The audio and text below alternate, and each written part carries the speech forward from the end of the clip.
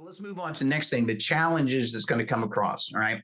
The first challenge that you're going to have, especially if you have an existing software that you're trying to transfer into something new, is you're going to have some compatibility issues, right? Maybe it's not in the same language. Maybe the data is a little bit different. It wants you to structure it differently. You're going to have some compatibility stuff that's going to come into play, and you want to make sure that the software that you're picking is compatible with what you're doing, and maybe there's an easy transfer of the information to make that compatibility issue kind of go away.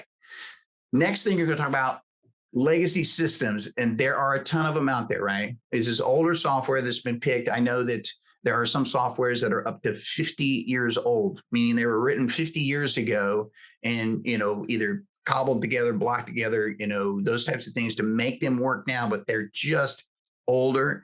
And at the time when they were purchased, they were supposed to handle everything, every aspect that you had, and they just don't play well with others, right?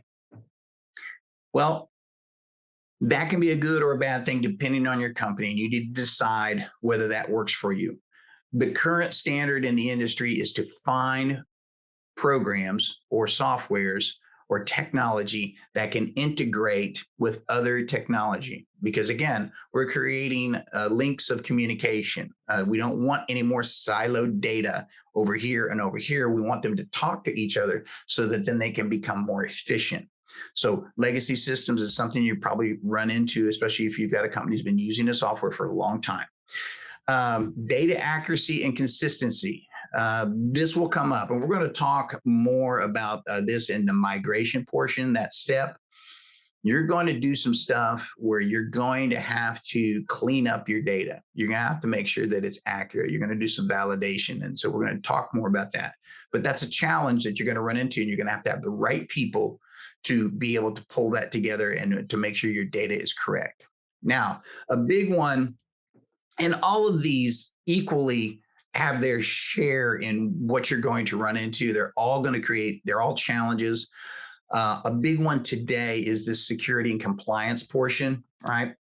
So we talked about inconsistent data, but security and compliance, people are getting hacked, kind of left and right. And the construction business, I'm not going to throw out a bunch of statistics for you, but the construction business is very, very vulnerable at multiple levels to hacking. And the last thing that you want to interrupt your productivity, your progress, your whole business is a ransomware attack. Because when your systems go down and you can't access it, it is a problem. And it is a very, very big problem. And everything then focuses on that problem. Everything else stops. Right. You may still have guys out in the field working and going, but if you cannot move money, you can't move files, you can't do anything, you're stuck at the office. It won't be too long before the folks out in the field will be stuck as well. You do not want a ransomware attack or a hack to be affecting your business. So security and compliance will be a huge challenge. It will be something that you want to spend a lot of time on and making sure that it's correct. And of course, last but not least, we're going to talk about cost and complexity.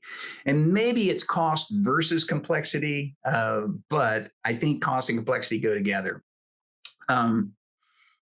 Cost for a more robust software is going to be higher. I don't want anybody to live in a fantasy land and think that they're going to find a great deal because this thing works awesome and no matter what, and it's super cheap.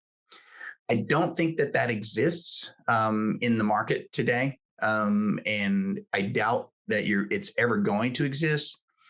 Robust software requires a lot of work on the back end, requires a lot of development, a lot of thought, and that stuff will need to be paid for and covered, whether it's you're talking about even just hardware, servers to make sure that the SaaS business is intact and fully ready to go. It's got redundancy and it's got all of the things that you need for your security and compliance and everything that you need to make sure that your data is accurate and consistent. That takes a lot of work, which adds dollars to the price tag. Okay.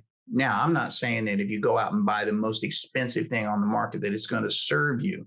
But what I am saying is that it's going to be one of those factors that you're going to have to consider. And I would probably never say lowest bidder wins here. because the construction market has always been that way. The construction market says, oh, well, lowest bidder wins because that's what I want.